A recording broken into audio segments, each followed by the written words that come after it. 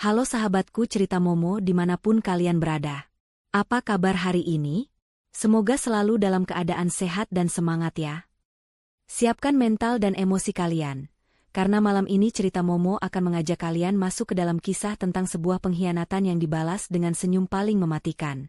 Ini adalah kisah tentang seorang istri yang tenang menghadapi kabar perselingkuhan suaminya di jam 2 pagi, dan berkata santai, ambillah. Namun, di balik ketenangan itu, tersimpan rencana pembalasan yang akan membawa karma mengerikan bagi sepasang pengkhianat ini. Kalian tidak akan menyangka bagaimana takdir memutarbalikkan keadaan.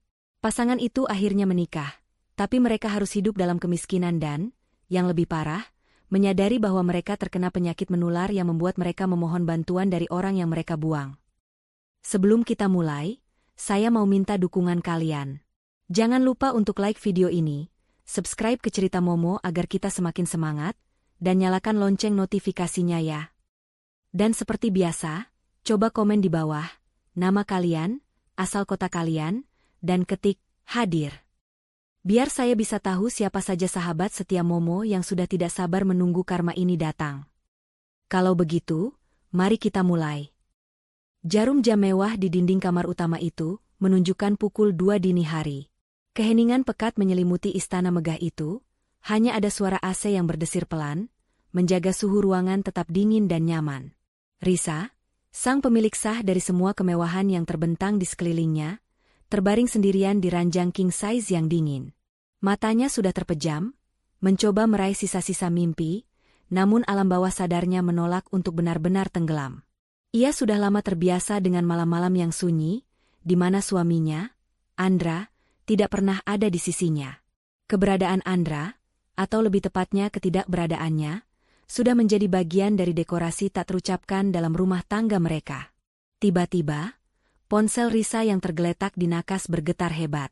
Layarnya menyala, memancarkan cahaya biru yang menusuk kegelapan. Sebuah nomor tak dikenal terpampang di sana. Risa mengerutkan kening, rasa waspada segera mengambil alih kantuknya. Siapa yang berani meneleponnya di jam 2 pagi buta? Nomor itu tidak terdaftar di daftar kontaknya. Namun entah mengapa ada gejolak aneh di dalam hatinya, seperti sebuah alarm yang sudah lama ia tunggu-tunggu untuk berbunyi. Risa meraih ponsel itu, dan tanpa banyak berpikir, ia menggeser tombol hijau. Ia memosisikan ponsel di telinganya, bersiap untuk mendengar suara samar yang mungkin datang dari rumah sakit atau kantor polisi. Karena hanya 2 tempat itulah yang mungkin menghubunginya pada jam genting seperti ini. Namun, suara yang menyambutnya jauh dari kesan darurat. Itu adalah suara seorang wanita, bernada tinggi, penuh kemenangan, dan diselingi tawa kecil yang terdengar sangat menjijikan di telinga Risa. Halo, Risa? Suara itu menusuk. Bahkan sebelum Risa sempat mengucapkan sepatah kata pun. Wanita itu menyebut namanya dengan penekanan yang sinis, seolah nama Risa adalah sebuah lelucon. Risa diam. Ia tidak menjawab, hanya membiarkan keheningan di pihaknya yang berbicara. Kenapa diam? Kaget ya? Tentu saja. Aku tahu kamu pasti bertanya-tanya, siapa yang meneleponmu di jam-jam indah seperti ini? Lanjut suara itu, yang Risa kenali sebagai Laura, sekretaris Andra di kantor. Risa sudah lama tahu siapa Laura, dan ia juga sudah lama tahu apa peran Laura dalam hidup Andra. Inilah yang membuat detak jantung Risa tidak terpacu sama sekali. Semua ini sudah ia duga, bahkan ia harapkan. Laura kembali tertawa puas, tawa yang penuh dengan aroma parfum mahal yang berbau keberanian yang salah tempat. Suamimu, Andra, dia ada di sini bersamaku, Risa. Di pangkuanku, sedang menghabiskan malam indah bersamaku. Aku hanya ingin memberitahu istri bodoh sepertimu, percuma saja kamu mengganggu. Dia sudah tidak mau pulang, dia sudah tidak peduli denganmu, dia sudah milikku seutuhnya. Pernyataan itu diucapkan dengan lantang, seolah Laura sengaja memastikan Risa mendengarnya dengan jelas, menikmati setiap kata yang ia ucapkan untuk menghancurkan harga diri Risa. Risa merasakan lapisan es dingin menyelimuti hatinya. Bukan karena ia sakit hati, tetapi karena ia merasa jijik. Bukan karena perselingkuhan itu, tetapi karena betapa murahnya harga diri wanita yang meneleponnya itu. Selama ini, Risa selalu menjaga martabatnya. Ia adalah otak di balik kerajaan bisnis mereka, sebuah perusahaan properti raksasa yang bergerak di balik layar. Andra hanyalah wajah yang ia pasang di depan, suami yang ia izinkan membawa nama besarnya. Risa tahu, tanpa dirinya, Andra hanyalah seorang pria tanpa modal yang terbiasa hidup mewah. Risa sudah mengumpulkan semua bukti, sudah menyusun semua skenario, dan selama ini ia hanya menunggu satu momen krusial. Momen di mana Andra atau selingkuhannya secara terbuka mengakui hubungan terlarang itu, sehingga Risa memiliki alasan kuat untuk bertindak tanpa meninggalkan celah hukum sedikitpun. Panggilan Laura pada pukul 2 dini hari ini, dengan segala keangkuhan dan kekejamannya, adalah starting pistol yang ia nantikan. Laura di seberang sana, yang salah mengartikan keheningan Risa sebagai kehancuran, kembali mencibir. Kenapa, Risa? Mau menangis? Mau teriak? Percuma. Kamu sudah kalah.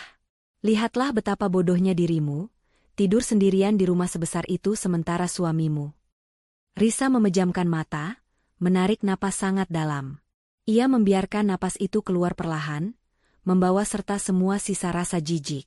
Ketika ia membuka matanya, sorot mata itu sudah berubah tajam, penuh dengan keputusan yang dingin dan tanpa ampun. Tidak ada lagi Risa yang lemah, yang tersakiti.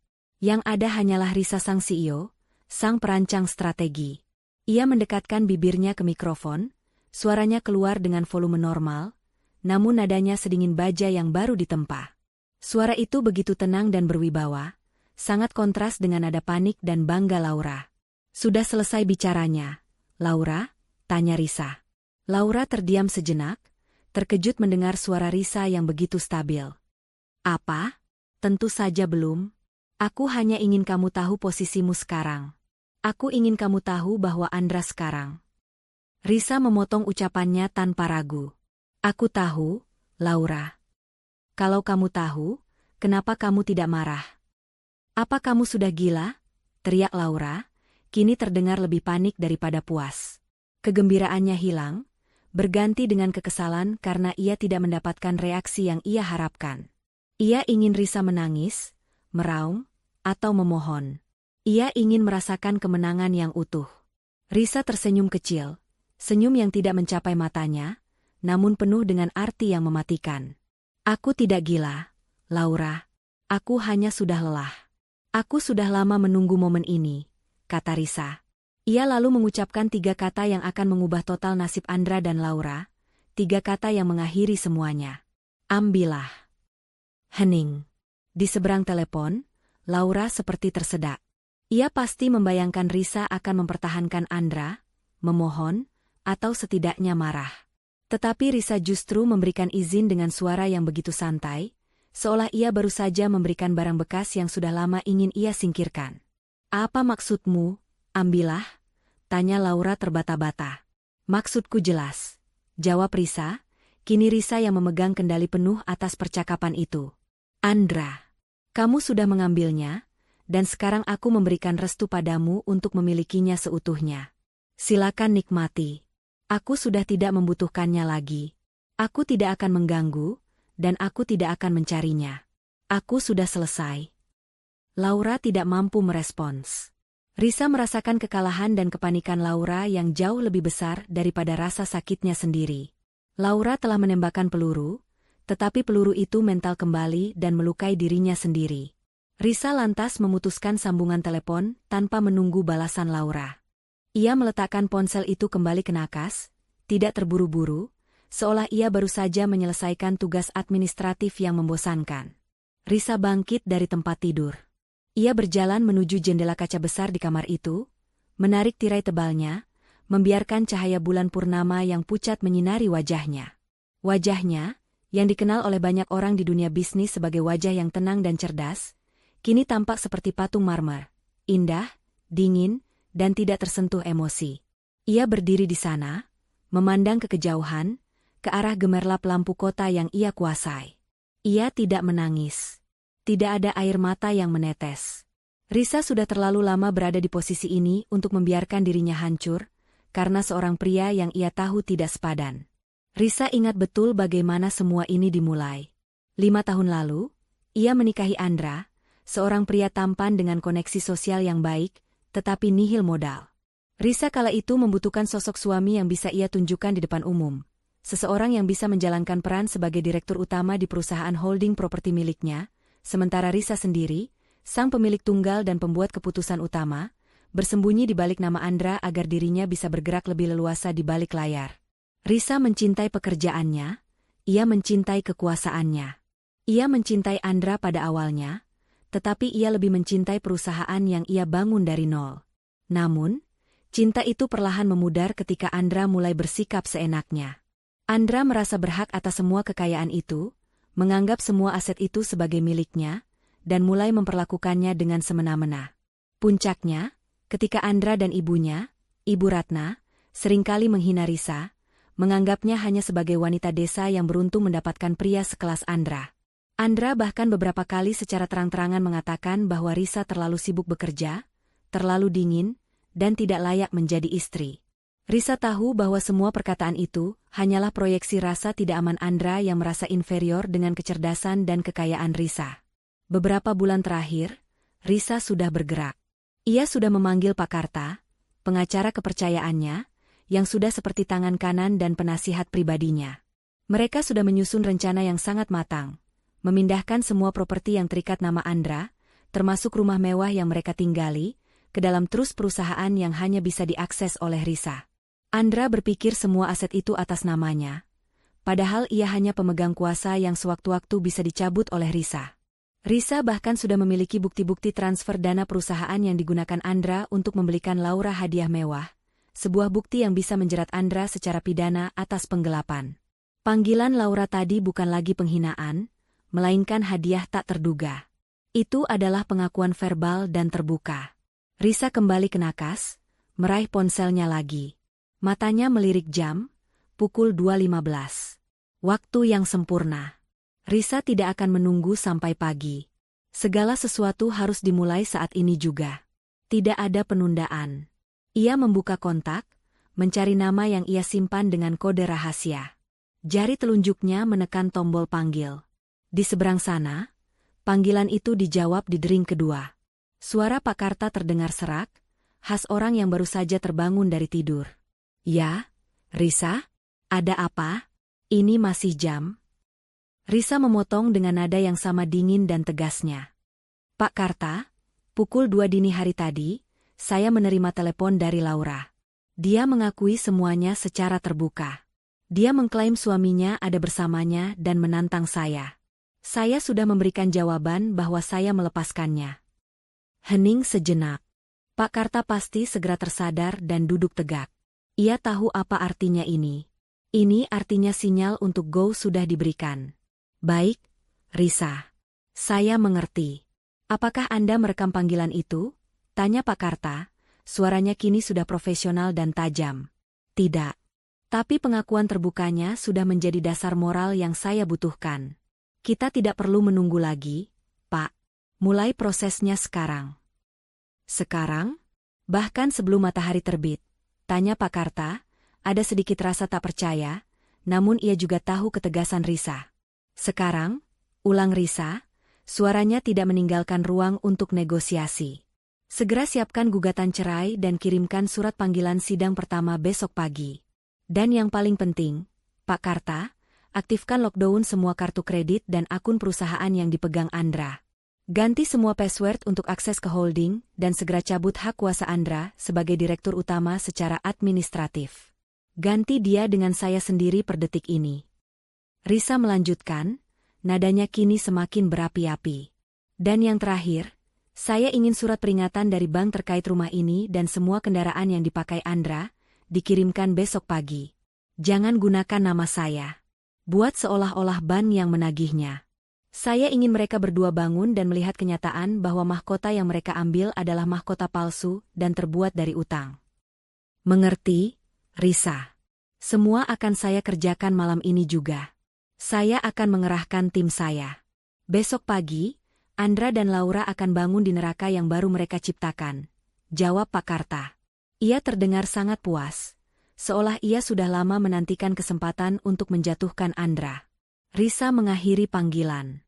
Ia kembali memandang keluar jendela, kini dengan perasaan yang jauh lebih ringan. Ia tidak lagi melihat dirinya sebagai seorang istri yang dikhianati, tetapi sebagai seorang ratu yang akhirnya membersihkan singgasananya dari hama. Andra dan Laura telah mengambil apa yang mereka inginkan, sebuah pernikahan dan sebuah malam yang indah. Sekarang, Risa akan memberikan apa yang pantas mereka dapatkan, karma yang jauh lebih menyakitkan daripada sekadar ditinggalkan.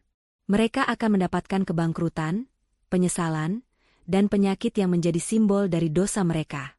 Ini barulah permulaan. Babak baru dalam hidup Risa sudah dimulai. Dan bagi Andra dan Laura, jam 2 pagi itu adalah saat hitungan mundur menuju kehancuran mereka dimulai. Risa tersenyum penuh kemenangan di kegelapan, siap menyambut pagi yang akan membawa badai hebat. Ia sudah bersiap untuk tidur nyenyak.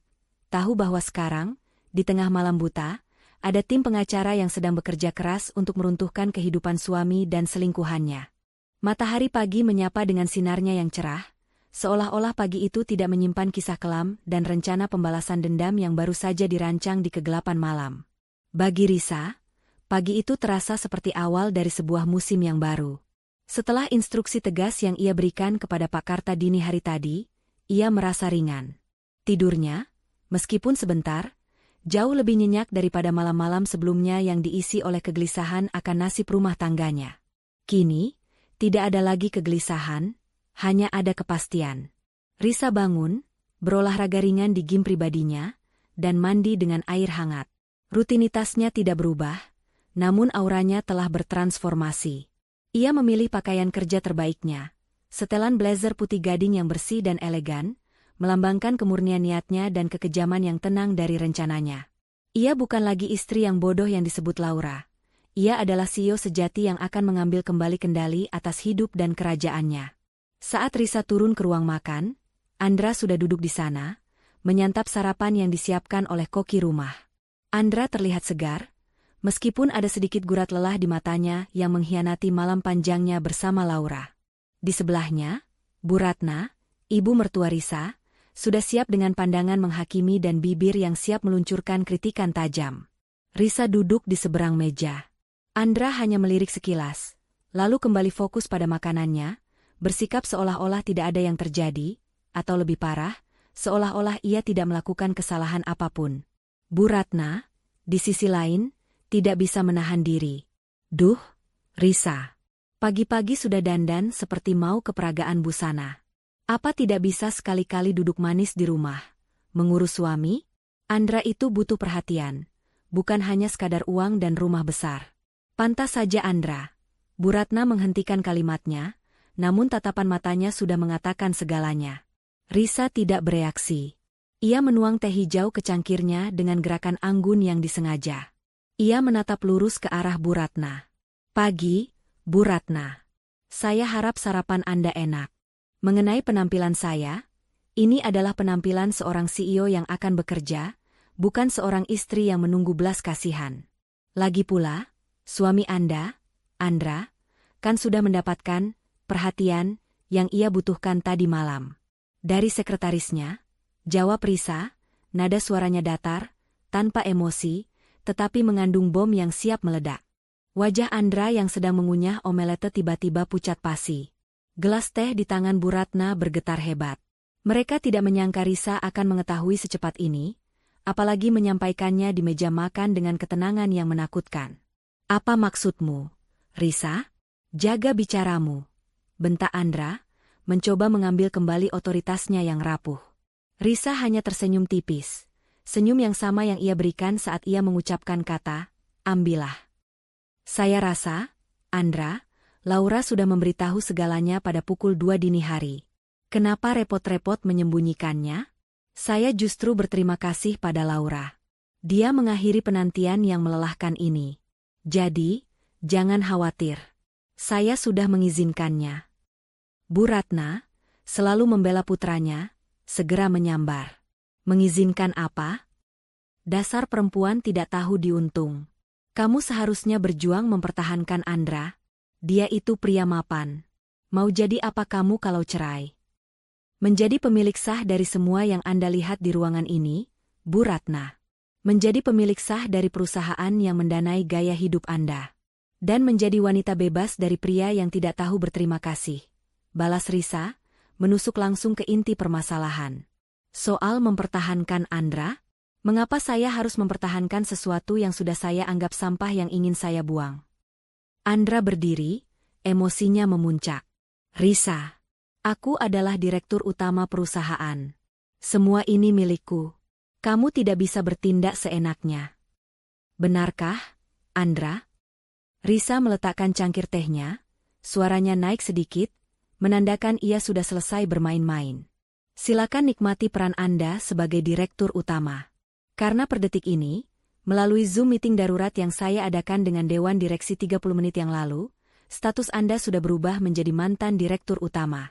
Surat pemecatan Anda dan penggantian password akses perusahaan sudah dikirimkan ke email Anda. Perlu Anda tahu, Anda hanya pemegang kuasa sementara. Pemilik mutlak dari semua aset ini adalah saya, Risa. Andra terhuyung mundur. Ia segera mengeluarkan ponselnya, yang seketika berdering nyaring. Itu adalah notifikasi dari bank, diikuti oleh rentetan email. Wajahnya semakin pucat. Tidak mungkin. Ini pasti akal-akalanmu. Semua uang itu, untuk apa kau lockdown semua kartuku? Seru Andra panik. Itu adalah aset perusahaan yang Anda salah gunakan untuk membiayai kencan dengan sekretaris Anda, Laura. Saya hanya mengamankan keuangan perusahaan. Dan soal semua uang Anda, Andra, Risa menyandarkan punggungnya ke kursi. Anda tidak punya uang pribadi, kecuali tunjangan bulanan yang saya berikan, yang saat ini sudah dibekukan. Semua yang Anda anggap milik Anda di rumah ini, dari mobil mewah Anda hingga jam tangan mahal yang Anda pakai, semuanya dibeli menggunakan uang perusahaan dan terdaftar sebagai aset pinjaman. Bahkan rumah ini, atas nama saya. Anda dan Ibu Ratna hanya menumpang. Bu Ratna merosot di kursinya. Semua kekejaman yang hendak ia lontarkan tertahan di tenggorokan. Mereka menyadari, senyum Risa saat mengucapkan, ambillah, bukanlah senyum kepasrahan, melainkan senyum perpisahan dari seorang ratu yang siap menarik permadani dari bawah kaki pengkhianatnya. Risa tidak berlama-lama menyaksikan kepanikan mereka. Ia mengambil tas tangannya dan berdiri. Saya harus pergi ke kantor. Ada banyak hal yang harus saya urus setelah saya memecat seorang direktur utama, katanya, tanpa melirik Andra lagi. Namun, Andra tidak membiarkannya pergi. Ia mencekal pergelangan tangan Risa dengan kasar. Kau tidak bisa melakukan ini padaku. Aku akan melawanmu. Aku akan memanggil pengacaraku. Risa menepis tangan Andra dengan kuat, tatapannya menghina. Silakan. Pengacara saya adalah Pak Karta, dan saya yakin Anda tahu betapa mumpuninya beliau. Lagi pula, Andra, Anda tidak punya uang untuk membayar pengacara yang kompeten, bukan? Sampai jumpa di pengadilan. Risa berjalan menuju pintu, mengambil kunci mobilnya sendiri, tanpa perlu sopir. Di kantornya, Risa disambut oleh Devi, sahabat karibnya yang juga menjabat sebagai CMO di perusahaan Risa. Devi sudah tahu segalanya dan sudah menunggu Risa. Mereka berpelukan singkat. Risa, kamu hebat. Aku sudah lihat video Laura yang beredar di grup kantor. Dia terlihat panik dan histeris, menyadari kartu kredit Andra ditolak dan dia dipecat, kata Devi dengan senyum puas. Itu baru permulaan, Dev, kata Risa sambil berjalan menuju ruangannya. Kita sudah berhasil mengamankan aset perusahaan. Sekarang kita fokus pada fase kedua, pengembalian aset pinjaman, yaitu rumah. Aku ingin mereka keluar secepatnya. Devi menyerahkan sebuah map tebal berwarna coklat kepada Risa. Ini dia, Risa. Surat resmi dari bank, ditujukan kepada penghuni properti.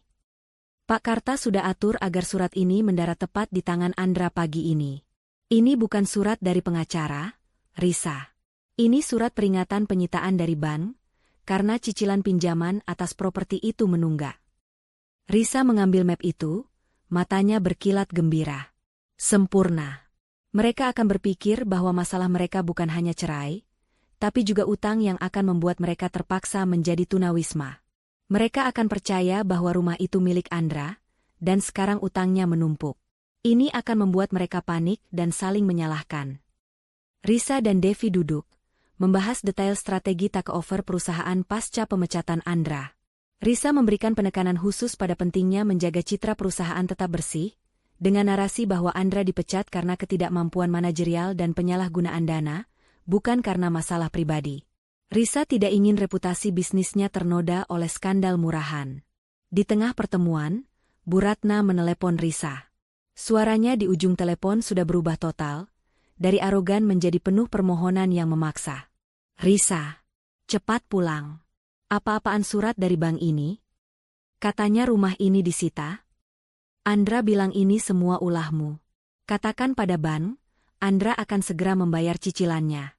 Jangan buat kami malu, Risa," teriak Bu Ratna, kepanikannya sangat nyata. Risa menarik napas dan menjawab dengan nada yang terkesan khawatir palsu. "Saya tidak tahu, Bu Ratna. Saya baru saja memecat Andra, saya tidak tahu urusan utang pribadinya. Kalau memang rumah itu mau disita, berarti hutangnya sudah terlalu besar. Bu, saya tidak bisa membantu. Saya sudah bercerai dari Andra, dan semua aset saya tidak terhubung dengan utang pribadinya." "Tapi kamu istrinya. Kamu CEO-nya?" seru Bu Ratna histeris. "Mantan istri, Bu Ratna. Dan ya, saya CEO-nya. Tapi perusahaan saya tidak meminjamkan uang untuk melunasi utang pribadi direktur yang baru saja saya pecat. Saya sarankan, Bu Ratna, bicaralah baik-baik dengan Andra. Siapa tahu dia punya uang simpanan rahasia untuk menyelamatkan rumahnya," kata Risa, suaranya mengandung sindiran pedas yang tidak disadari Bu Ratna. Risa tahu betul Andra tidak punya simpanan rahasia. Ia menghabiskan semuanya untuk Laura. Risa menutup telepon dan tersenyum pada Devi. Babak 1 selesai, Dev. Mereka sudah mulai saling menyalahkan, dan mereka sudah panik karena masalah utang palsu yang kita ciptakan. Mereka akan berpikir bahwa satu-satunya jalan keluar adalah menikah secepatnya, menggabungkan kekuatan, dan mencoba mencakar kembali asetku. Benar. Laura pasti berpikir jika ia menikahi Andra, ia akan menjadi nyonya besar yang baru. Mereka akan segera melakukan kesalahan besar lagi, ujar Devi. Tentu saja. Dan kita akan siap menyaksikan kehancuran mereka secara perlahan. Tutup Risa, matanya memancarkan kepuasan yang dingin. Ia telah menanam benih kekacauan, dan sekarang ia hanya perlu menunggu panen. Di saat Risa kembali tenggelam dalam kesibukannya sebagai ratu di singgasananya yang sah, rumah mewah yang sebentar lagi akan menjadi bekas kediamannya itu dilanda oleh badai kepanikan dan pertengkaran hebat.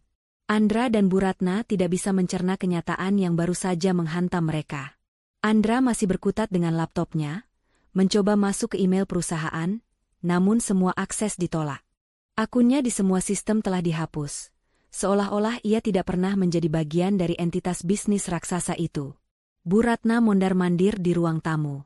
Ia terus meratapi nasibnya, menyalahkan Risa, tetapi yang paling ia salahkan adalah Laura. Dasar wanita jalang. Gara-gara dia menelepon, Risa jadi tahu. Kalau saja dia tidak terlalu bodoh dan sombong, kita tidak akan diusir dari rumah megah ini. Teriak Bu Ratna. Air mata histerisnya bercampur dengan rasa takut kehilangan kemewahan. Jangan salahkan Laura. Salahkan Risa yang iblis itu. Dia sudah merencanakan semua ini. Dia menunggu momen kita lengah. Balas Andra, suaranya parau. Ia memegang surat peringatan penyitaan dari bank di tangannya, sebuah prop yang didalangi Pak Karta, yang menuntut pembayaran menunggak yang fantastis. Andra yakin surat itu asli, dan ia yakin Risalah yang harus bertanggung jawab atas utang tersebut. Utang ini utangnya Risa. Kenapa ban menagihnya pada kita? Aku tidak pernah menandatangani apapun, protes Andra. Bu Ratna memukul dahinya. Kamu lupa, Andra? Risa sering bilang kamu yang mengurus semua administrasi properti. Kamu pikir dia sebodoh itu memberikan semua asetnya atas nama kamu tanpa ada jaminan? Dia sudah membuat kamu bertanggung jawab atas utang yang sebenarnya dia ciptakan. Kita sedang dijebak. Pertengkaran itu terhenti ketika bel pintu berbunyi. Andra dengan langkah gontai membukanya, dan di sana berdiri Laura, yang juga terlihat tidak karuan.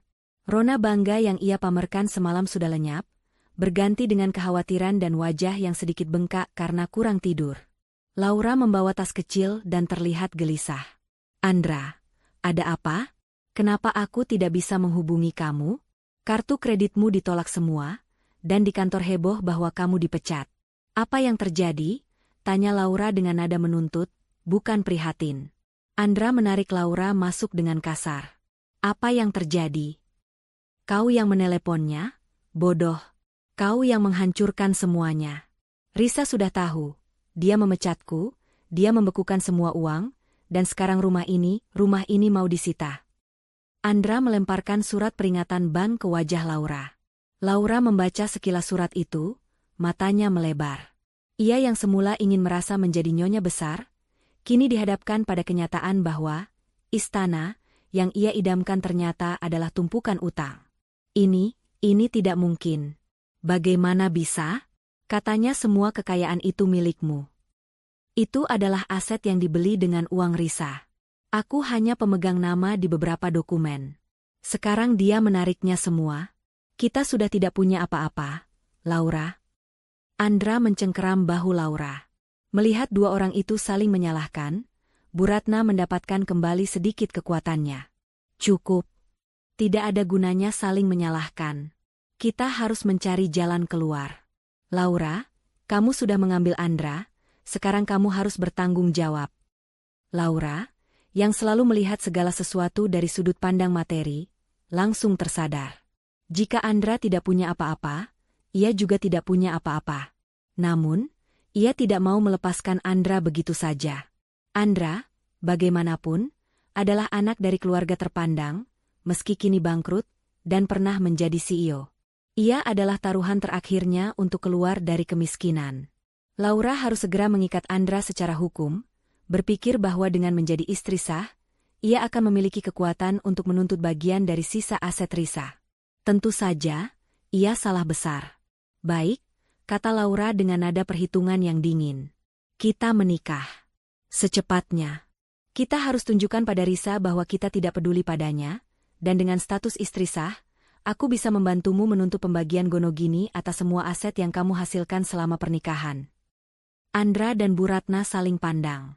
Ide itu, meskipun terkesan terburu-buru dan putus asa, adalah satu-satunya harapan mereka untuk melawan Risa di pengadilan.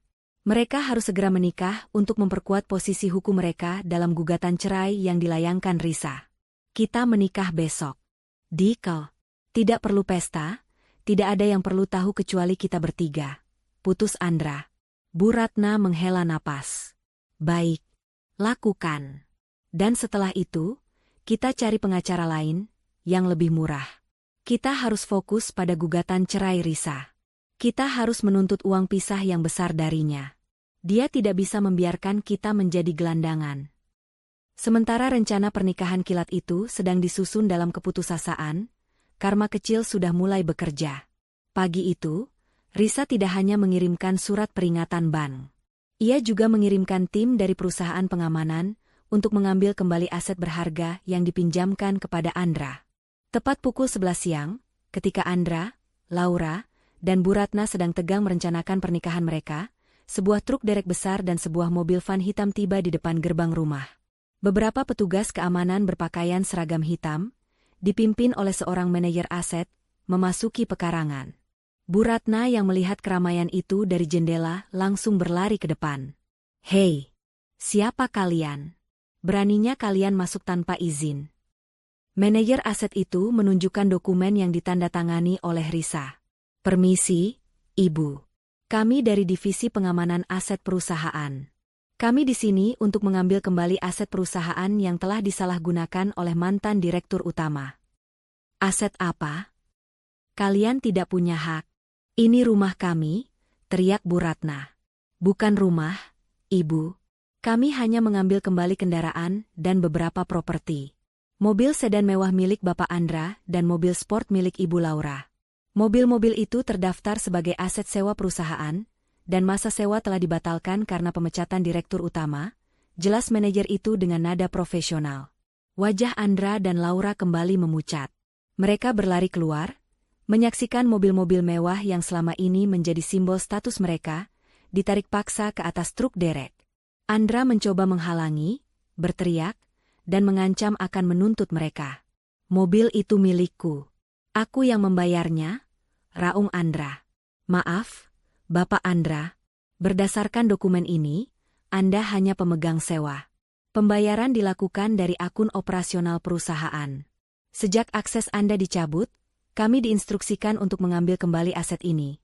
balas manajer itu, sama sekali tidak terpengaruh oleh amukan Andra. Bukan hanya mobil. Tim itu juga memasuki garasi dan mengeluarkan beberapa sepeda motor sport mewah dan sebuah jet ski mini yang sering digunakan Andra di akhir pekan. Mereka menyita semua yang dibeli menggunakan dana perusahaan dan atas nama aset sewa. Dalam waktu kurang dari setengah jam, halaman rumah itu yang tadinya penuh dengan kendaraan mewah, kini kosong melompong. Andra dan Laura hanya bisa berdiri dan menyaksikan semua kemewahan mereka hilang dalam sekejap mata. "Risa, kau iblis. Kau benar-benar iblis," teriak Andra, suaranya dipenuhi kebencian dan keputusasaan. Laura yang menyaksikannya, mulai ragu. Ia telah mempertaruhkan segalanya pada pria yang kini tidak memiliki apa-apa selain utang dan amarah. Namun, ia sudah terlanjur basah. Mereka harus menikah. Mereka harus melawan Risa. Bu Ratna, yang selalu khawatir dengan pandangan tetangga, menarik Andra dan Laura masuk ke dalam rumah. "Cepat, kita harus sembunyi di dalam. Tetangga pasti sudah melihat ini. Ini adalah aib. Cepat selesaikan urusan pernikahanmu, Andra. Kita harus segera punya istri sah baru untuk melawan Risa." Dengan hati yang hancur dan diliputi rasa malu, Andra dan Laura melangsungkan pernikahan mereka keesokan harinya di kawah terdekat. Tidak ada pesta mewah, tidak ada pujian, hanya formalitas dingin yang diiringi tatapan sinis dari penghulu yang sudah mendengar isu pemecatan Andra. Mereka menjadi sepasang suami istri yang sah, tetapi mahkota yang mereka kenakan terbuat dari debu dan utang. Mereka kembali ke rumah mewah itu, yang kini terasa seperti penjara. Mereka sudah kehilangan kendaraan, akses keuangan, dan yang terpenting, harga diri mereka. Mereka percaya bahwa dengan menikah, mereka akan lebih kuat. Mereka tidak tahu, Risa di kantornya, sambil menyesap kopi, sudah mengetahui pernikahan kilat mereka melalui laporan intelijen dari Pak Karta. Risa hanya tersenyum dingin. "Biarkan mereka menikah. Itu hanya akan mempermudah gugatan cerai saya dan mempercepat karma yang akan mereka terima," gumam Risa pada dirinya sendiri. Sementara itu, Andra dan Laura, yang kini resmi menjadi pasangan, tidak merasakan kebahagiaan sama sekali. Mereka hanya merasakan beban berat utang dan ancaman pengusiran dari rumah. Mereka tidak menghabiskan malam pertama mereka dengan keintiman, melainkan dengan pertengkaran tentang bagaimana cara mereka akan mendapatkan uang untuk membayar pengacara dan membayar utang bank. Hubungan mereka, yang dibangun di atas dasar pengkhianatan dan materi, mulai retak sebelum sempat dimulai. Di tengah kekacauan yang melanda rumah mewahnya, Risa tetap berada di puncaknya, mengendalikan badai dari balik meja kerjanya. Hari-hari setelah pemecatan Andra dan penarikan aset tahap pertama berjalan mulus. Perusahaan kini berada di bawah kepemimpinan Risa secara langsung, dan semua proyek yang sebelumnya mandek karena kecerobohan Andra mulai berjalan dengan efisien. Risa adalah arsitek sejati di balik layar, dan sekarang ia sudah maju ke garis depan. Namun, urusan pribadi harus diselesaikan agar konsentrasinya terhadap bisnis tidak terpecah. Ia mengadakan pertemuan tertutup dengan Pak Karta di ruang rapat paling rahasia di kantornya. Pak Karta datang membawa beberapa berkas tebal. Wajahnya memancarkan ketenangan yang hanya dimiliki oleh seorang profesional yang yakin akan kemenangannya. "Semua sudah beres, Risa. Gugatan cerai sudah didaftarkan pagi ini, dan panggilan sidang pertama akan dilayangkan kepada Andra dalam 2 hari ke depan. Kita mencantumkan gugatan berdasarkan pengkhianatan dan penelantaran istri, ditambah dengan bukti penyalahgunaan dana perusahaan," jelas Pak Karta, menggeser map berkas ke hadapan Risa. Risa mengangguk, matanya membaca cepat poin-poin penting dalam gugatan itu. "Bagus. Bagaimana dengan aset mereka? Apakah mereka sudah melakukan tindakan untuk membalas?" "Mereka panik, Risa. Mereka sibuk mengurus pernikahan kilat mereka. Pernikahan yang dilangsungkan dengan terburu-buru itu justru menguntungkan kita. Itu menunjukkan bahwa mereka serius dengan hubungan terlarang itu, memperkuat posisi kita dalam gugatan cerai," kata Pak Karta, tersenyum tipis. "Yang harus kita waspadai adalah tuntutan Gonogini. Meskipun mereka sudah tidak punya akses ke uang tunai, mereka pasti akan mencoba mengklaim persentase dari aset perusahaan." Risa menyandarkan punggungnya. "Saya tahu itu. Itulah mengapa kita harus melakukan lockdown hukum total. Selain aset yang sudah dipindahkan ke trust perusahaan dan nama pribadi saya, Saya ingin Pak Karta mengajukan permintaan ke pengadilan untuk mengeluarkan perintah pencegahan. Perintah pencegahan? Pak Karta mengerutkan kening. Ya. Perintah pencegahan agar Andra dan Laura tidak diizinkan mendekati atau mengganggu properti pribadi saya, termasuk rumah yang mereka tempati, dan juga properti milik perusahaan yang sedang dalam sengketa utang bank, utang palsu yang mereka yakini. Ini untuk berjaga-jaga jika mereka mencoba merusak atau mencuri aset yang tersisa sebelum penyitaan oleh bank, jelas Risa. Selain itu, saya ingin Anda memastikan bahwa semua aset warisan saya, seperti surat-surat tanah dan emas batangan, tidak masuk dalam daftar harta Gonogini karena itu adalah warisan sebelum pernikahan. Pak Karta mengeluarkan buku catatan kecilnya. Itu strategi yang brilian, Risa. Dengan perintah pencegahan, kita bisa langsung memanggil polisi jika mereka melanggar batas, dan yang terpenting, itu akan memperkuat narasi kita bahwa mereka adalah ancaman bagi properti dan keamanan. Mengenai warisan, semua dokumen sudah kita siapkan, termasuk surat pernyataan dari notaris yang membuktikan kepemilikan Anda jauh sebelum Anda menikah dengan Andra. Mereka berdua menghabiskan waktu berjam-jam membahas detail terkecil dalam strategi hukum.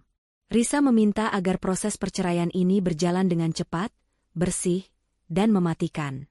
Ia tidak ingin ada jejak kotor yang tersisa setelah Andra dan Laura pergi. Sementara Risa sedang memperketat cengkeraman hukumnya, di belahan kota lain, Andra dan Laura dilanda frustrasi yang tak tertahankan. Setelah menikah, mereka bukannya bersatu dalam cinta, melainkan bersatu dalam kemarahan dan kemiskinan mendadak. Mereka harus menjual beberapa barang pribadi yang tersisa, jam tangan, perhiasan kecil, hanya untuk mendapatkan uang tunai guna membayar pengacara. Mereka akhirnya menemukan seorang pengacara yang bersedia bekerja dengan biaya sangat rendah. Namanya Pak Derajat. Pak Derajat adalah pengacara kelas bawah yang sering mengambil kasus-kasus cerai yang putus asa. Andra dan Laura bertemu dengannya di sebuah kafe pinggir jalan yang jauh dari kesan mewah. Jadi, Bapak Andra dan Ibu Laura. Masalahnya sederhana. Kita akan menuntut harta Gonogini. Istri Anda kaya raya, dan Anda berhak mendapatkan separuhnya, kata Pak Derajat, yang tampak kurang meyakinkan dengan kemeja kumal dan dasi yang miring. Tentu saja kami berhak. Aku yang bekerja sebagai direktur utama di sana selama 5 tahun. Seru Andra, mencoba mempertahankan harga dirinya. Laura menambahkan, kami mau uang. Kami mau rumah itu. Kami mau membalas Risa yang sudah membuat kami bangkrut. Pak Derajat menggaruk kepalanya. Soal rumah, itu sulit. Surat bank sudah jelas. Kalau sudah masuk ranah penyitaan, kita tidak bisa berbuat banyak. Kita fokus ke aset bergerak dan uang tunai. Tapi, Tuan Andra, apa Anda punya salinan dokumen perusahaan yang membuktikan Anda memiliki saham atau properti atas nama Anda? Andra terdiam. Ia baru menyadari, di masa kejayaannya, ia terlalu percaya diri dan malas untuk memeriksa dokumen secara detail. Semua dokumen hukum selalu ditangani oleh Risa atau Pak Karta. Aku tidak punya. Tapi Risa tidak mungkin bisa mencabut semua uang secepat itu. Dia bisa, Tuan. Jika semua itu atas nama perusahaan atau trust, direktur utama yang baru memiliki wewenang penuh untuk melakukan lockdown. Apalagi jika ada bukti penyalahgunaan dana seperti yang mereka tuduhkan, jelas Pak Derajat mulai terlihat ragu. Kita hanya bisa mengandalkan tuntutan pembagian harta Gonogini yang diperoleh selama pernikahan. Tapi dengan Risa memakai Pak Karta, saya ragu kita bisa menang telak. Pertemuan dengan Pak Derajat tidak memberikan harapan, justru menambah frustrasi Andra dan Laura. Mereka menyadari, mereka tidak hanya melawan seorang wanita. Mereka melawan jaringan hukum dan bisnis yang dirancang dengan sempurna oleh Risa. Saat mereka kembali ke rumah, keadaan semakin buruk. Di depan gerbang, terpasang sebuah papan pengumuman kecil yang ditancapkan oleh jurusita pengadilan. Papan itu menyatakan bahwa properti tersebut sedang dalam sengketa hukum dan berada di bawah perintah pencegahan pengadilan. Bu Ratna yang sudah menunggu mereka di teras histeris. Kalian dari mana saja? Sekarang kita bahkan tidak bisa menyentuh perabot di rumah ini. Aku mau ambil vas kristal itu, tapi kata petugas keamanan yang berjaga di luar gerbang, aku tidak boleh menyentuh apapun yang terdaftar sebagai aset properti yang disengketakan. Kita benar-benar terjebak. Andra membaca papan pengumuman itu, matanya dipenuhi kemarahan yang membara. Perintah pencegahan itu secara efektif membuat mereka menjadi tahanan di rumah yang sebentar lagi akan menjadi milik bank. Mereka tidak bisa menjual perabotan mewah untuk mendapatkan uang, tidak bisa memindahkan barang, dan tidak bisa berbuat apa-apa selain menunggu putusan sidang. Laura, yang melihat vas kristal indah di sudut ruangan, mencoba mengambilnya, berpikir itu adalah barang pribadi Bu Ratna. Tiba-tiba, suara keras dari pengeras suara dari gerbang berbunyi. Peringatan. Properti ini berada di bawah perintah pencegahan pengadilan. Jangan sentuh aset yang terdaftar di dalam properti. Jika Anda melanggar, Anda akan dituntut atas perusakan properti dan pencurian aset yang sedang disengketakan. Andra, Laura, dan Bu Ratna terlonjak kaget. Mereka menyadari bahwa Risa telah memasang sistem pengamanan canggih dan jurusita yang mengawasi mereka 24 jam. Risa memastikan bahwa mereka tidak akan meninggalkan apapun selain kekacauan dan kenangan pahit. Malam itu, mereka berkumpul di ruang tamu, rumah yang besar itu terasa dingin dan kosong. Mereka tidak punya uang untuk membeli makanan mewah. Mereka hanya makan mie instan yang disajikan di piring porselen mahal yang mungkin sebentar lagi akan disita. Andra dan Laura bertengkar hebat lagi, menyalahkan satu sama lain atas kegagalan mereka melawan Risa. Ini semua karena kamu, Laura. Kamu yang membuat Risa marah. Kalau saja kita diam-diam, mungkin aku masih punya kesempatan menuntutnya. Omong kosong. Kamu yang lemah. Kamu tidak tahu cara mengamankan asetmu. Kamu terlalu bodoh percaya pada istrimu yang licik, balas Laura. Bu Ratna hanya bisa menangis melihat pertengkaran mereka. Mereka bertiga terjebak dalam perangkap yang dibuat Risa. Utang palsu yang nyata, pengamanan ketat, dan ketidakmampuan untuk bertindak karena terikat oleh perintah pencegahan pengadilan. Risa tidak perlu mengotori tangannya. Hukum dan kepanikan merekalah yang menjadi algojo. Tiba saatnya hari yang menentukan, hari sidang cerai pertama Risa dan Andra. Ruang sidang di Pengadilan Agama tampak ramai, namun ketegangan antara kedua belah pihak terasa jauh lebih mencekam daripada hiruk-pikuk di luar. Risa datang didampingi oleh Pak Karta yang berwibawa dan Devi, sahabat karibnya, yang memberinya dukungan moral. Risa tampil elegan dan tenang dalam balutan busana formal berwarna gelap, wajahnya memancarkan aura kepercayaan diri yang tak tergoyahkan. Di sisi lain, Andra dan Laura datang didampingi oleh Pak Drajat, pengacara mereka yang terlihat kurang meyakinkan. Andra tampak stres dan kusut, sementara Laura terlihat angkuh namun matanya menyimpan ketakutan. Mereka berdua percaya bahwa meskipun mereka telah kehilangan uang tunai dan aset, mereka masih memiliki hak atas harta Gonogini, dan mereka akan menggunakan pernikahan kilat mereka sebagai bukti keseriusan hubungan mereka. Bu Ratna tidak hadir. Ia terlalu malu dan takut menghadapi publik. Sidang dimulai. Setelah proses formalitas, Pak Drajat, mewakili Andra, langsung mengajukan tuntutan balik yang ambisius. Ia mengklaim bahwa Andra telah bekerja keras sebagai direktur utama selama 5 tahun dan berhak atas setengah dari semua aset perusahaan dan properti yang diperoleh selama pernikahan. Ia juga menuduh Risa sengaja menciptakan situasi utang palsu untuk menjebak Andra. Yang mulia, ujar Pak Drajat dengan suara gemetar, mencoba terdengar tegas. Klien saya, Bapak Andra, adalah korban dari manipulasi finansial. Uang itu didapatkan saat pernikahan, dan Ibu Risa tidak dapat secara sepihak mengklaim kepemilikan mutlak. Kami menuntut pembagian harta Gonogini secara adil. Kami juga menuntut ganti rugi atas kerugian mental yang diderita klien saya setelah dipecat secara tidak hormat. Ketika giliran Pak Karta berbicara, suaranya tenang dan tegas, mengisi seluruh ruangan sidang dengan otoritas.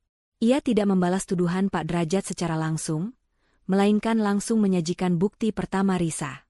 Yang mulia, kami telah mendengarkan tuntutan pihak penggugat balik, Andra. Kami akan dengan senang hati menyambut tuntutan harta Gonogini ini, karena klien kami, Ibu Risa, sudah menyiapkan semua bukti yang diperlukan. Perlu kami tegaskan bahwa gugatan cerai kami didasarkan pada 2 hal krusial. Pengkhianatan yang dibuktikan melalui pengakuan pihak ketiga dan penyalahgunaan aset perusahaan, kata Pak Karta. Pak Karta kemudian menyerahkan sebuah dokumen tebal kepada hakim. Dokumen ini berisi minutes of meeting rapat umum pemegang saham luar biasa, RUPSLB, yang dilaksanakan 30 menit setelah lockdown aset dilakukan. RUPSLB tersebut mengukuhkan Ibu Risa sebagai direktur utama baru, dan mencantumkan bukti-bukti transaksi penyalahgunaan dana perusahaan oleh Bapak Andra untuk kepentingan pribadi dan pihak ketiga. Wajah Andra dan Laura mulai tegang. Mereka tahu Risa memiliki bukti transaksi dana yang digunakan untuk membeli hadiah-hadiah mewah untuk Laura. Namun, Yang Mulia, lanjut Pak Karta, kini tersenyum tipis ke arah Andra dan Pak Derajat. Kami tidak perlu berlarut-larut membahas penyalahgunaan dana. Kami akan langsung ke inti dari gugatan kami, pengkhianatan. Pak Karta kemudian memberikan sebuah flash drive kepada Panitera. Yang Mulia, dalam kasus pengkhianatan ini, kami memiliki bukti audio berupa rekaman yang tidak kami ambil, namun kami terima secara anonim beberapa waktu lalu. Rekaman ini berisi percakapan antara Bapak Andra dan Ibu Laura, yang dilakukan jauh sebelum Bapak Andra dipecat. Andra dan Laura sontak pucat pasi. Mereka tidak pernah menyangka ada rekaman suara yang beredar. Mereka yakin semua percakapan mereka aman. Permintaan kami, Yang Mulia, adalah memutar rekaman ini. Karena isinya sangat relevan dengan alasan gugatan cerai, yang melibatkan pengakuan terbuka tentang perselingkuhan dan rencana untuk merampas harta Risa. Hakim mengizinkan rekaman itu diputar. Suara Andra dan Laura, yang sedang berdiskusi di sebuah kafe beberapa minggu lalu, menggema di ruang sidang. Suara Laura, dari rekaman, "Kapan kamu akan menceraikannya? Aku sudah lelah menunggu. Cepat ambil semua uang Risa. Dia terlalu sibuk bekerja dan tidak akan menyadarinya." Suara Andra, dari rekaman, "Sabar, sayang. Aku sedang mencari celah. Kita akan menikah, dan begitu kita menikah, aku akan menceraikannya dan menuntut setengah dari propertinya. Dia hanya wanita bodoh yang terlalu mencintai uangnya. Dia tidak akan curiga kalau aku memindahkan asetnya sedikit demi sedikit." Suara Laura, dari rekaman, "Aku tidak sabar menjadi nyonya besar di rumah itu. Kita akan mengusir ibu mertuamu yang cerewet itu dan hidup mewah dengan uang Risa."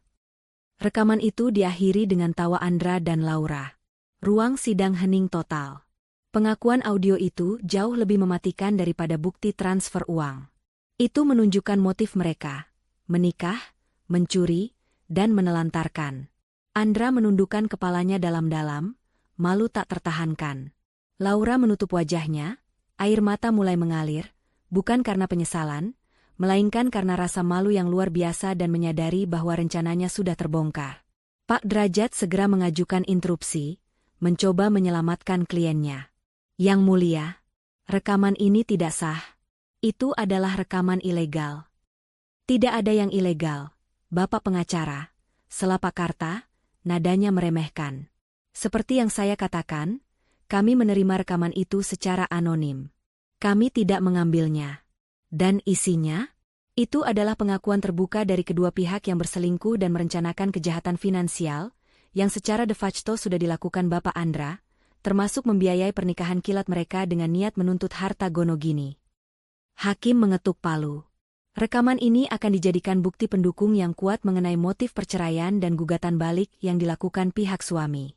Pengadilan melihat adanya indikasi rencana jahat yang dilakukan bersama-sama oleh Bapak Andra dan Ibu Laura terhadap aset Ibu Risa. Mata Risa bertemu dengan mata Andra. Risa tidak menunjukkan kemarahan, hanya kekecewaan yang dingin. Ia ingin Andra melihat bahwa semua yang ia dapatkan, Laura, pernikahan barunya, adalah hasil dari rencana busuk yang sudah Risa tahu sejak awal. Sidang ditutup dengan keputusan hakim untuk menunda sesi dan meminta pihak Andra menyiapkan pembelaan yang lebih kuat terkait penyalahgunaan dana, karena bukti penyalahgunaan dan perselingkuhan sudah terlalu kuat. Di luar ruang sidang, kekacauan terjadi. Andra menampar Pak Derajat di depan umum, menuduhnya gagal dan tidak becus. "Kenapa kau tidak bilang ada rekaman seperti itu? Kau pengacara bodoh." "Aku tidak tahu, Tuan. Aku sudah bilang melawan Pak Karta itu sulit," balas Pak Derajat, lalu segera melarikan diri, tidak mau lagi berurusan dengan klien yang bangkrut dan kasar itu. Andra dan Laura kini sendirian. Laura, yang tadinya angkuh, kini histeris. Apa yang harus kita lakukan? Kita sudah tidak punya uang untuk pengacara. Risa akan mengambil semuanya. Andra, aku tidak mau miskin. Andra mencengkeram lengan Laura, matanya liar. "Diam. Kita harus mencari uang. Kita harus menjual sesuatu. Aku tidak peduli dengan perintah pencegahan itu, kita harus ambil perhiasan ibu di rumah. Hanya itu yang tersisa. Laura mengangguk setuju. Mereka berdua bergegas meninggalkan pengadilan, dengan rencana nekat dan putus asa untuk melanggar perintah pencegahan pengadilan Risa, demi mendapatkan uang tunai. Mereka tidak menyadari bahwa setiap tindakan ilegal dan nekat yang mereka ambil hanyalah langkah yang membawa mereka semakin cepat ke jurang kehancuran yang sudah Risa siapkan. Rasa malu dan marah yang ditimbulkan oleh rekaman suara di ruang sidang membuat Andra dan Laura gelap mata. Mereka kini benar-benar kehilangan pegangan, terpisah dari logika dan hanya dipandu oleh keputusasaan untuk mendapatkan uang. Mereka kembali ke rumah mewah itu, yang kini terasa seperti markas musuh yang dikelilingi pagar kawat berduri tak kasat mata. Mereka tahu mereka diawasi, tetapi kebutuhan mendesak untuk membayar utang dan mendapatkan pengacara baru, membuat mereka nekat melanggar perintah pencegahan pengadilan yang terpampang di gerbang. Rencana mereka sederhana, mencuri perhiasan milik Bu Ratna yang tersimpan di brankas kamar utama.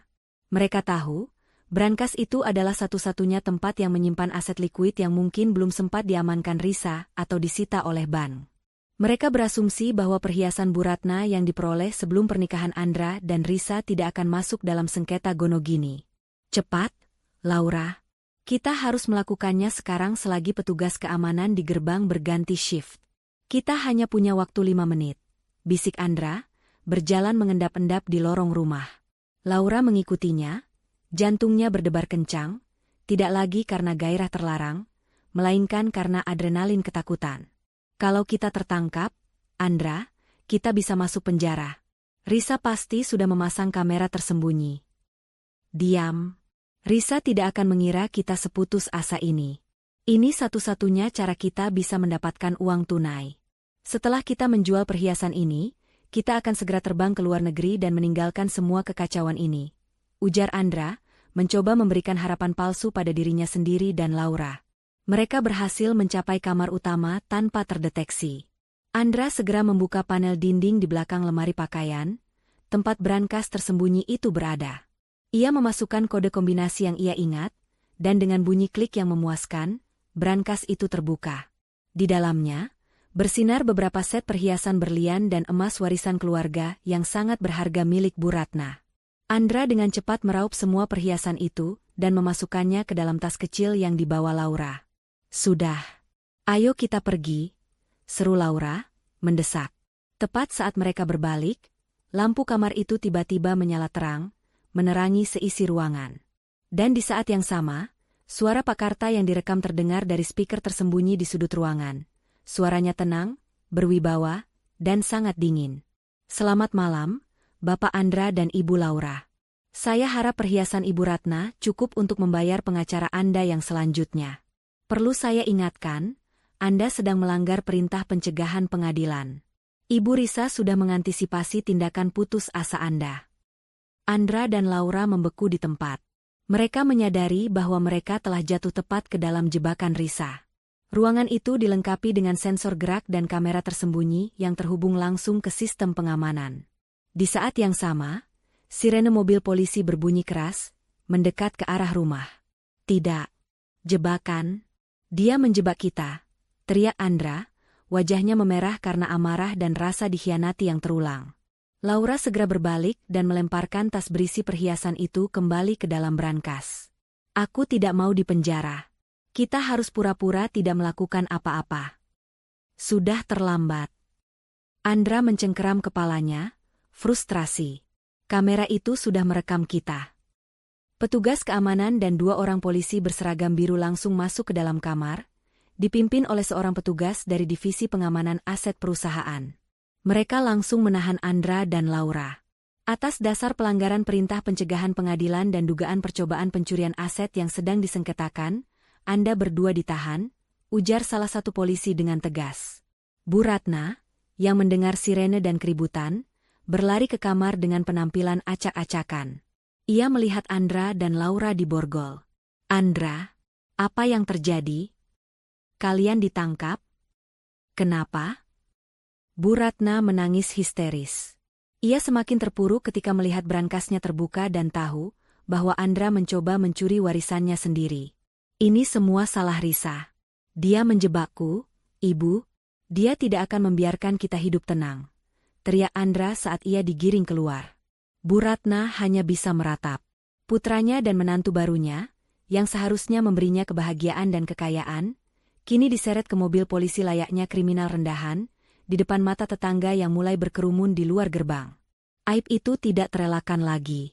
Kabar penangkapan Andra dan Laura menyebar cepat di kalangan pebisnis dan sosialita. Bagi Risa, ini adalah kemenangan besar. Kejadian ini tidak hanya memperkuat posisinya dalam gugatan cerai, tetapi juga menghancurkan reputasi Andra dan Laura secara total, membuat mereka tampak seperti kriminal putus asa di mata hukum dan masyarakat. Risa menerima laporan dari Pak Karta malam itu di kantornya. Pak Karta melaporkan bahwa Andra dan Laura ditahan sebentar, dan akhirnya dibebaskan dengan jaminan yang dibayar oleh Bu Ratna dengan sisa uang tabungannya. Namun, mereka dikenakan tuntutan baru, pelanggaran perintah pengadilan. Bu Ratna akhirnya harus menguras tabungan terakhirnya. Risa, perhiasan itu aman dan sudah kami pindahkan. Tapi yang paling penting, sekarang mereka tidak hanya menghadapi gugatan cerai, mereka juga menghadapi tuntutan pidana ringan. Ini akan membuat mereka sulit mendapatkan pekerjaan dan pinjaman, dan yang pasti, tidak ada pengacara yang mau menyentuh kasus mereka lagi, kata Pak Karta. Risa menyalakan lampu kecil di mejanya, wajahnya terlihat lega. Sempurna, Pak Karta. Saya tidak ingin mereka dipenjara, itu terlalu mudah. Saya ingin mereka bebas, tetapi hidup dalam kemiskinan dan penyesalan. Sekarang, mereka tahu bahwa setiap langkah yang mereka ambil sudah saya antisipasi. Perlawanan mereka sudah hancur. Keesokan harinya, Bu Ratna memutuskan untuk meninggalkan rumah itu. Ia sudah lelah dan tidak tahan dengan rasa malu dan ketakutan yang mencekam. Ia pergi ke rumah kerabatnya, meninggalkan Andra dan Laura sendirian di rumah besar yang sudah kosong dari kemewahan dan nyaris disita. Andra dan Laura, meskipun bebas, kini menjadi pasangan yang saling membenci dan menyalahkan. Mereka tidak lagi punya uang, tidak punya dukungan, dan tinggal di rumah yang sewaktu-waktu bisa diambil oleh bank, yang mereka yakini sedang menunggu waktu. Cinta mereka yang dibangun di atas materi telah hancur total, digantikan oleh keputusasaan dan kebencian. Ini semua salahmu. Kalau kamu tidak menelepon Risa, ini semua tidak akan terjadi. Aku tidak akan pernah menikah denganmu, teriak Andra kepada Laura. Aku yang bodoh mau menikah dengan pria yang bahkan tidak bisa mengamankan uang sepeser pun. Aku seharusnya mencari pria yang lebih kaya.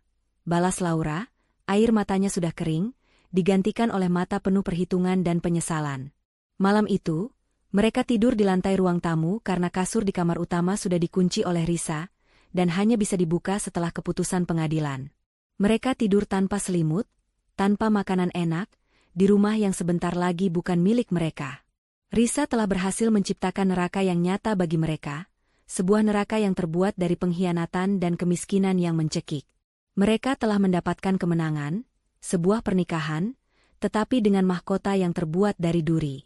Setelah insiden penangkapan dan penghinaan di depan umum, Andra dan Laura benar-benar terisolasi.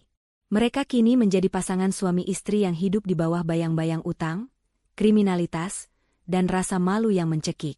Mereka masih tinggal di rumah mewah itu, namun kehadiran mereka hanyalah menunggu pengusiran resmi. Rumah itu terasa seperti peti mati besar, tanpa listrik yang memadai karena tagihan yang menunggak, dan hanya berisi sisa-sisa perabotan yang tidak mereka izinkan untuk disentuh. Hubungan Andra dan Laura yang semula didasarkan pada gairah dan keserakahan, kini telah berubah menjadi kebencian yang mendalam. Mereka saling menyalahkan atas kehancuran yang mereka alami. Andra menyalahkan Laura karena memulai panggilan telepon di jam 2 pagi, sementara Laura menyalahkan Andra karena kebodohannya dalam mengelola aset. Di tengah suasana yang suram dan penuh pertengkaran, nasib kejam kembali menyentuh mereka. Beberapa minggu setelah sidang pertama, Laura mulai merasakan gejala ganjil pada tubuhnya. Ia sering merasa demam, lemas, dan mendapati luka aneh yang tidak kunjung sembuh. Awalnya, ia mengira itu hanya efek dari stres dan kurang gizi. Namun, gejala itu semakin parah. Laura memberanikan diri untuk mengutarakan kondisinya kepada Andra. Andra, aku tidak enak badan. Aku demam terus. Dan, ada yang aneh dengan tubuhku. Aku takut. Bisik Laura, suaranya sudah tidak mengandung nada sombong lagi, melainkan ketakutan. Andra, yang juga terlihat tidak sehat dengan kondisi tubuh yang semakin kurus dan wajah yang kusam, menyentuh dahi Laura dengan kasar. "Jangan manja. Kita sedang stres. Jangan buat masalah baru, Laura. Kita harus fokus mencari cara agar tidak menjadi gelandangan." Namun, tak lama kemudian, Andra juga mulai menunjukkan gejala yang sama. Badannya sering menggigil tanpa sebab, dan ia merasa sakit yang aneh di sekujur tubuhnya. Kepanikan mulai merayap di hati mereka. Mereka tidak lagi takut pada Risa, mereka mulai takut pada nasib tubuh mereka sendiri. Dengan sisa uang tunai yang ditemukan Andra di saku jaket lamanya, mereka memutuskan untuk pergi ke klinik terdekat, bukan rumah sakit mewah tempat mereka biasa berobat. Mereka harus merahasiakan kondisi finansial mereka yang hancur. Di klinik itu, setelah melalui serangkaian tes, dokter memanggil mereka berdua ke dalam ruangan. Wajah dokter itu serius, dan ia menatap mereka dengan tatapan yang penuh keprihatinan sekaligus penghakiman. "Tuan Andra, Ibu Laura, hasil tes darah dan pemeriksaan menunjukkan indikasi yang sangat jelas. Saya harus mengatakan ini dengan terus terang. Kalian berdua didiagnosis menderita penyakit menular seksual yang serius." Ucapan dokter itu menghantam mereka seperti palu godam. Mereka tidak hanya bangkrut dan ditinggalkan, mereka juga sakit. Kenyataan pahit itu membuat Laura menangis histeris. Andra terhuyung di tempatnya, rasa jijik dan penyesalan mendalam segera membanjiri dirinya. "Tidak. Ini tidak mungkin. Aku tertular dari siapa?" "Kau, Andra. Ini pasti darimu," teriak Laura, menunjuk suaminya dengan jari gemetar. "Kenapa menyalahkanku? Kau juga pasti tidur dengan pria lain saat aku masih bersama Risa," balas Andra, mencoba mengelak dari tanggung jawab. Pertengkaran hebat terjadi di ruang konsultasi itu. Mereka saling tuduh, saling lempar kesalahan. Penyakit itu menjadi simbol nyata dari dosa dan pengkhianatan mereka. Gairah terlarang yang mereka nikmati kini berbuah penyakit yang mengancam jiwa dan menghancurkan sisa-sisa harga diri mereka. Dokter itu mencoba menenangkan mereka. "Tolong tenang. Kondisi ini bisa ditangani, tetapi butuh pengobatan yang intensif dan mahal. Dan yang paling penting, Anda harus segera berhenti berhubungan dengan orang lain." Kabar biaya pengobatan yang mahal membuat mereka kembali ke jurang keputusasaan. Mereka tidak punya uang untuk membayar pengacara murahan sekalipun, apalagi untuk biaya pengobatan intensif. Mereka kembali ke rumah dengan hati yang hancur. Mereka sudah kehilangan cinta, uang, dan kini mereka kehilangan kesehatan. Malam itu, mereka tidur di lantai, saling memunggungi. Tidak ada lagi gairah, hanya ada rasa jijik dan takut akan kematian. Mereka menyadari, karma datang tidak hanya dalam bentuk kebangkrutan, tetapi juga dalam bentuk penyakit yang menempel di tubuh mereka, mengingatkan mereka setiap hari tentang pengkhianatan yang pernah mereka lakukan. Andra, dalam keheningan yang mencekam, mulai berpikir. Hanya ada satu orang di dunia ini yang memiliki uang dan kekuatan yang mungkin bisa menyelamatkan mereka. Meskipun sangat memalukan, ia harus menghubungi Risa. Tak lama setelah vonis kesehatan yang menakutkan itu, nasib baik benar-benar pergi meninggalkan Andra dan Laura. Hari itu, palu godam hukum kembali menghantam mereka. Di pagi yang dingin, ketika mereka masih terbaring lemas di ruang tamu, tim jurusita dari pengadilan dan bank benar-benar datang untuk melakukan eksekusi. Surat peringatan palsu yang dibuat oleh Pak Kartakini menjadi kenyataan. Dipimpin oleh petugas yang sama saat insiden penangkapan, tim itu memasuki rumah. Andra, yang terlalu lemah dan putus asa untuk melawan, hanya bisa menyaksikan.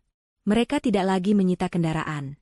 Kali ini mereka menyegel seluruh rumah, mengosongkan perabotan yang tersisa, dan memasang garis polisi. "Kami mohon, Tuan, beri kami waktu sebentar saja. Kami sedang sakit dan tidak punya tempat tujuan," pinta Laura, menangis terseduh-seduh, memohon belas kasihan. Petugas itu hanya menggeleng tegas. "Maaf, Ibu. Perintah pengadilan sudah jelas. Properti ini akan disita oleh bank karena tunggakan utang yang sangat besar. Anda harus segera meninggalkan lokasi ini." Andra dan Laura, bersama dengan sisa-sisa barang pribadi mereka yang sedikit, seperti pakaian kotor dan tas kecil, diusir paksa ke jalanan. Mereka berdiri di trotoar, di depan gerbang rumah mewah yang dulu mereka banggakan, kini dikelilingi oleh jurusita dan tatapan kasihan. atau menghina, dari beberapa tetangga yang melihat kejadian itu. Mereka resmi menjadi tunawisma. Rasa malu itu luar biasa. Laura mulai menyalahkan Andra lagi, namun suaranya terlalu lemah karena penyakit dan kelaparan. Andra hanya bisa diam. Ia tahu, semua ini adalah hasil dari kesombongan dan pengkhianatannya. Keesokan harinya, mereka menginap di sebuah motel kumuh dengan uang hasil menjual jam tangan terakhir Andra. Di kamar motel yang sempit dan pengap itu, Andra menyadari bahwa mereka tidak bisa melanjutkan hidup seperti ini. Penyakit mereka semakin memburuk, dan mereka kehabisan uang untuk makan, apalagi untuk obat-obatan mahal yang diresepkan dokter. Dalam keputusasaan yang melumpuhkan, Andra mencapai titik terendah. Ia mengeluarkan ponsel lamanya dan mencari kontak yang sudah lama ia hapus. Namun ia ingat di luar kepala. Aku harus melakukannya, Laura. Hanya Risa yang bisa menolong kita, kata Andra, suaranya bergetar. Laura, yang sudah kehilangan semua harga dirinya, hanya bisa mengangguk pasrah. Telepon dia, Andra. Mohon padanya. Katakan apa saja. Andra menekan tombol panggil. Jantungnya berdetak kencang, ia merasa seperti seorang pengemis yang menelepon ratu. Panggilan itu dijawab. Suara Risa terdengar dingin, profesional, dan sangat jauh. Halo? Risa, ini aku. Andra, ucap Andra, suaranya hampir tidak terdengar. Hening sejenak. Risa tidak menutup telepon, tetapi keheningannya jauh lebih menghukum daripada amarah. Apa maumu, Andra? Tanya Risa, nadanya penuh ketidakpedulian. Risa, aku minta maaf. Aku dan Laura, kami sudah kehilangan segalanya. Rumah, uang, harga diri. Kami sudah resmi bercerai di mata hukum. Tapi Risa, ada hal lain. Kami sakit. Kami terkena penyakit menular, dan kami tidak punya uang untuk berobat. Tolong, Risa. Demi Tuhan, tolong kami. Kami memohon bantuanmu, kata Andra, menelan semua kebanggaannya. Ia tidak peduli Risa mendengarnya, yang ia pedulikan hanyalah keselamatan mereka. Laura mengambil ponsel itu, air matanya membanjiri wajah yang pucat. Risa, aku tahu aku wanita jahat. Aku pantas menerima semua ini. Tapi tolong, jangan biarkan kami mati. Hanya kamu yang bisa menolong kami. Di ujung telepon, Risa mendengarkan semua pengakuan dan permohonan itu dengan tenang. Ia tidak menunjukkan kemenangan, hanya rasa kasihan yang dingin. Ia tahu, karma sudah bekerja. Setelah panggilan telepon yang memalukan itu, Risa berdiskusi panjang dengan Devi dan Pak Karta. Ia resmi menceraikan Andra di mata hukum, dan telah mengambil kembali semua asetnya. Kemenangannya sudah mutlak. Permintaan bantuan dari Andra dan Laura bukan lagi ancaman, melainkan sebuah konfirmasi bahwa karma telah bekerja sesuai rencana. Risa memutuskan untuk bertemu dengan mereka berdua.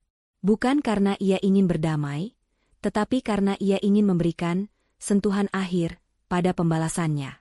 Risa ingin mereka melihat kehidupannya yang sempurna, kontras dengan kondisi mereka yang menyedihkan.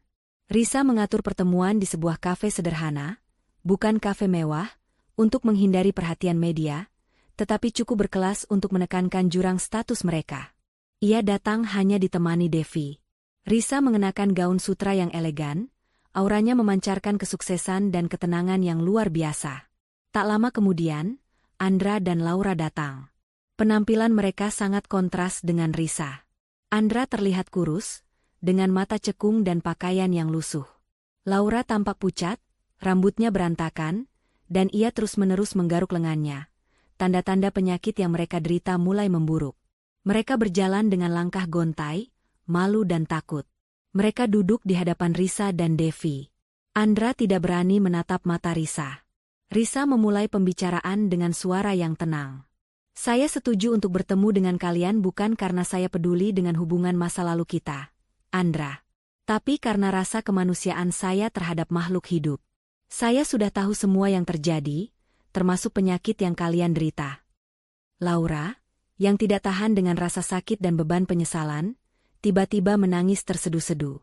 Ia menatap Risa dengan mata penuh air mata.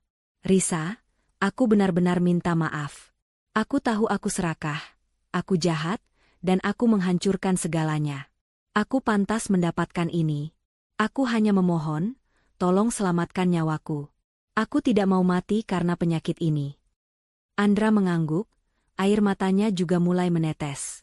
Ia menoleh ke arah Devi, yang memandang mereka dengan simpati yang dingin. Devi, katakan pada Risa, aku sangat menyesal. Aku menyesal telah menukar wanita sehebat Risa dengan wanita seperti Laura. Aku menyesal meremehkan Risa. Aku sudah kehilangan segalanya, bahkan kesehatanku. Risa, tolong. Beri kami uang untuk berobat. Aku mohon. Devi melirik Risa, yang hanya diam. Risa membiarkan pengakuan itu mengalir deras, membiarkan Andra dan Laura menelanjangi keputusasaan mereka sendiri. Setelah beberapa saat henti, Risa akhirnya berbicara. Saya sudah mendengar pengakuan kalian. Saya menerima permintaan maaf kalian, bukan untuk mengubah masa lalu, tapi untuk ketenangan hati saya sendiri. Kalian benar, semua yang kalian dapatkan adalah konsekuensi dari pilihan dan pengkhianatan kalian sendiri. Sebuah pernikahan yang dibangun di atas uang curian tidak akan pernah bahagia. Risa menghela napas. Saya sudah mengurus gugatan cerai kita hingga putusan akhir. Kita sudah resmi berpisah, Andra. Mengenai bantuan yang kalian minta? Risa berhenti sejenak, membuat Andra dan Laura menahan napas. Saya akan memberikan bantuan. Bukan karena saya ingin kalian kembali, bukan karena saya kasihan pada kalian sebagai manusia, tetapi karena saya tidak ingin ada mantan suami saya atau wanita yang pernah berhubungan dengannya mati di jalanan, itu hanya akan menimbulkan masalah bagi citra perusahaan saya. Namun, bantuan saya terbatas. Saya tidak akan menanggung biaya pengobatan mewah di rumah sakit swasta. Saya akan menanggung biaya pengobatan dasar penyakit menular kalian di klinik publik, dan itu saja. Selebihnya, kalian harus mengurus diri sendiri. Saya tidak akan memberi kalian penampungan, pekerjaan, atau uang untuk melanjutkan gaya hidup kalian yang lama. Andra dan Laura hanya bisa mengangguk pasrah. Mereka tahu tawaran itu adalah batas maksimal yang akan mereka dapatkan. Risa telah membalas dendam dengan sempurna. Ia tidak memenjarakan mereka, tetapi ia memaksa mereka hidup dalam kemiskinan dan rasa malu yang abadi, sambil sesekali memberi mereka setetes air sebagai pengingat bahwa ialah ratu yang berkuasa. Setelah pertemuan yang dingin dan memalukan itu, Risa menepati janjinya. Ia mengutus Pak Karta untuk mengatur biaya pengobatan dasar bagi Andra dan Laura di sebuah klinik publik, memastikan mereka menerima penanganan medis yang diperlukan untuk penyakit menular mereka. Setelah bantuan awal itu diserahkan, Risa memutuskan semua kontak. Ia menutup bab masa lalunya, membiarkan Andra dan Laura menghadapi sisa-sisa kehidupan yang mereka pilih. Risa kembali sepenuhnya pada kerajaan bisnisnya. Dengan dicabutnya semua aset yang sebelumnya disengketakan dan reputasi Andra yang hancur, perusahaan Risa semakin melesat tinggi. Ia tidak lagi bersembunyi di balik gelar, istri direktur utama. Ia kini berdiri tegak sebagai CEO dan pemilik tunggal, Risa sang ratu bisnis, yang dikenal memiliki kecerdasan tajam dan integritas yang tak tertandingi. Kehidupannya dipenuhi dengan pencapaian profesional, penghargaan bergengsi, dan ketenangan batin yang sejati. Ia menikmati kebebasan yang ia dapatkan dari perceraian, sebuah kebebasan yang jauh lebih berharga daripada kekayaan apapun. Beberapa waktu berlalu. Berita tentang Andra dan Laura sesekali sampai ke telinga Devi, yang kemudian melaporkannya pada Risa. Andra dan Laura resmi menjadi suami istri, sebuah pernikahan yang ironis. Namun, pernikahan itu tidak membawa berkah. Mereka hidup berpindah-pindah, dari satu kontrakan kecil ke kontrakan kumuh lainnya, terus-menerus digerogoti oleh penyakit yang semakin melemahkan fisik mereka. Andra, yang dulunya arogan, kini bekerja serabutan. Laura, yang dulunya ambisius dan sombong, harus menerima pekerjaan rendahan dan terus-menerus bersembunyi dari kenalan lamanya. Penyakit yang mereka derita bukan hanya membebani finansial, tetapi juga mental. Mereka hidup dalam ketakutan, penyesalan, dan yang paling parah, saling menyalahkan. Rumah tangga mereka adalah neraka di dunia, tanpa cinta, tanpa harapan, dan tanpa masa depan. Mereka berdua menyadari bahwa pernikahan mereka yang dibangun di atas pengkhianatan tidak akan pernah menghasilkan kebahagiaan sejati. Mereka mendapatkan apa yang mereka inginkan, menjadi suami istri, tetapi harus membayarnya dengan harga yang sangat mahal, kemiskinan dan penyakit yang merupakan bentuk nyata dari karma yang telah mereka tanam. Pernikahan Risa dan Andra mungkin berakhir di ruang sidang. Tetapi bagi Risa, itu adalah awal dari kehidupan yang baru. Ia tidak hanya mendapatkan kembali kendali atas hartanya, tetapi juga kendali penuh atas harga dirinya. Risa membuktikan bahwa kebahagiaan dan mahkota sejati seorang wanita tidak didapatkan dari seorang suami atau harta gonogini, melainkan dari keberanian, kecerdasan, dan kemampuan untuk berdiri di atas kaki sendiri. Pada akhirnya, Andra dan Laura memang mendapatkan apa yang mereka cari, sebuah pernikahan. Namun, karma telah menuntaskan tugasnya. Mereka menjadi pasangan suami istri yang miskin, sakit, dan dipenuhi penyesalan abadi. Sementara itu, Risa sang ratu, dengan mahkota kemerdekaannya, terus bersinar di puncak kesuksesan, menemukan kebahagiaan dan kebebasan sejati yang tidak bisa dicuri oleh pengkhianat manapun. Kebahagiaan sejati dan mahkota kehormatan tidak didapatkan dari merebut milik orang lain. Setiap pengkhianatan akan menumbuhkan karma yang harus dibayar mahal, bukan hanya dengan harta, tetapi juga dengan kesehatan dan kehancuran batin.